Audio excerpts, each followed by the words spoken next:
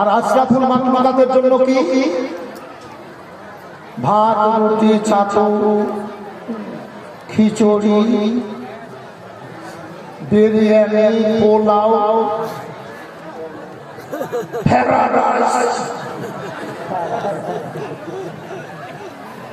দুধ, ঘি, মাছ, মাংস, ফলমূল কি আপেল, লেবু, কলা, এটা সেটা, আঙ্গুর ফাঙ্গুর সব ফলমূল, যতগুলা খাবার নিয়ামত আল্লাহ দুনিয়াতে দিয়েছেন সব কিছুর স্বাদ বোঝার ক্ষমতা আল্লাহ মানুষের মুখের মধ্যে দান করেছেন। বলেন সুবহানাল্লাহ।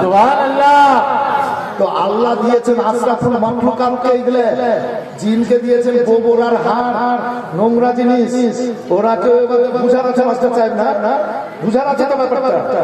তো ওদের জন্য নোংরা খাবার, আর আশরাফুল মাখলুকাতের জন্য কত বড় বড় নিয়ামত, কত সুন্দর সুন্দর নিয়ামত আল্লাহ দিয়েছেন।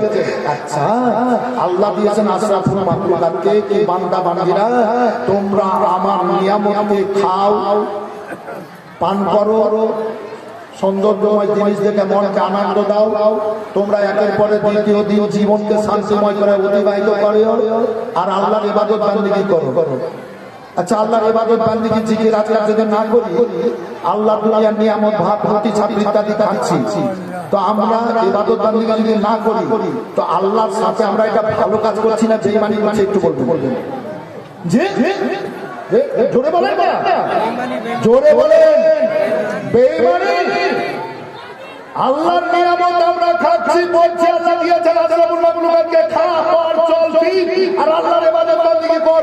আল্লাহর ইবাদত বান্দিগি করছি না, আর নিয়ামত আমরা খাচ্ছি, গ্রহণ করছি, আল্লাহর সাথে বেঈমানি করছি, আল্লাহর সাথে নাফরমানি করছি। জবাব দিতে পারবো?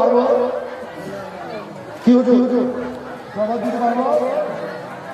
আমার রব্বুল আলামিন আরো বলেছেন কালাম পাকের মধ্যে, ইয়া আইয়ুহান নাসু উবুদু রাব্বাকুমুল্লাযী খালাকাকুম।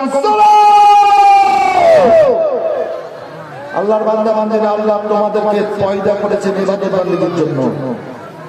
বলেন সুবহানাল্লাহ, সুবহানাল্লাহ। আবার আল্লাহ বললেন গত জালসাতে এই বক্তব্যটা আয়াতে পড়েছিলাম, দেওয়াজ করেছিলাম মা পাঁচ মধ্যে, ওয়া'বুদুল্লাহ ওয়া লা তুশরিকু বিহি শাইয়্যান ওয়া বিল ওয়ালিদাইনি ইহসানান। আল্লাহ বলেন বান্দা বান্দিরা, আল্লাহ তোমাদের পাঠিয়েছেন আল্লাহর ইবাদত বান্দিগি করো, আল্লাহর সাথে কাউকে শরীক করিও না, তারপরে পরে তোমরা বাবা আর মায়ের খিদমত করিও। কারণ আল্লাহ পাঠিয়েছেন বাবার অনুসুতে, মায়ের গর্ভ থেকে। আল্লাহু আকবার। যদি মা বাবার সেবা খিদমত পূর্ণ করে নিলেন, হক আদা করলেন, তো আল্লাহ খুশি হয়ে আপনাদেরকে জান্নাতে করবেন, জান্নাতে দেবেন। আপনারা এই পবিত্র মাজলিসে এসে, আপনারা এই মাজলিসে বসে সুবহানাল্লাহ, আলহামদুলিল্লাহ, আল্লাহু আকবার বলছেন, আপনারা আল্লাহর রঙে রঙেছেন না দুনিয়ার রঙে রঙেছেন? একটু বলতে হবে। আমি বাস্তবকে রূপ দিয়ে বক্তব্য রাখি। কার বলে? আল্লাহর রঙে। আল্লাহ রাব্বুল আলামিন কালাম পাকের মধ্যে ঘোষণা করে বলেছেন, ইবাদাতুল্লাহি ওয়া মান হাসানা মিনাল্লাহি সিবগাতুন। বান্দা বান্দিরা, আরে তোমরা দুনিয়ার রঙে না রঙে, যদি আল্লাহর রঙে রঙে যাও, আল্লাহ রাব্বুল আলামিন তোমাদেরকে সুন্দর রঙে রঙে জান্নাতে পাঠাবে। সুবহানাল্লাহ। আল্লাহ রঙে যদি রঙে যাবে, আল্লাহ সুন্দর রঙে জান্নাতি রঙে রঙে জান্নাতে পাঠাবেন। সেহেতু দুনিয়া তো অনেকের জন্য, আজ আছে কাল নাই। চলেন সাবধানতা অবলম্বন করে আমাদেরকে চলাফেরা করতে হবে। আল্লাহু আকবার, আল্লাহু আকবার।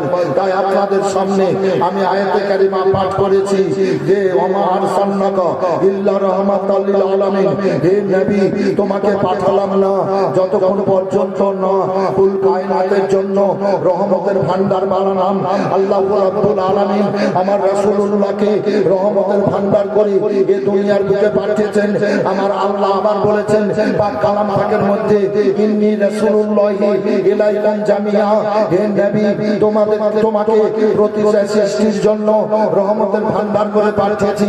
এ বেরাদার হিন্দু জন্য, মুসলমান হিন্দুর জন্য, বৌদ্ধ খ্রিস্টান ইহুদি নাসারা মেথড ছোটর পাহাড় পর্বত আসমান জমিন নদ নদী কীট পতঙ্গ পশু পাখি জীব জন্তু এ সূর্য চাঁদ তারা জান্নাত জাহান্নাম হাউজে কাউসার মিজান পুলসিরাত প্রতিটা সৃষ্টির জন্য আল্লাহ আমার রাসূলুল্লাহকে রহমতের ভান্ডার করে পাঠিয়েছেন।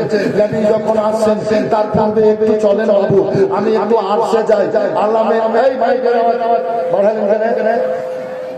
এই বলছেন আগে ফোন করছে না, আপনি মনে করলে আগে আমি ছিলাম তেমনি করে দে।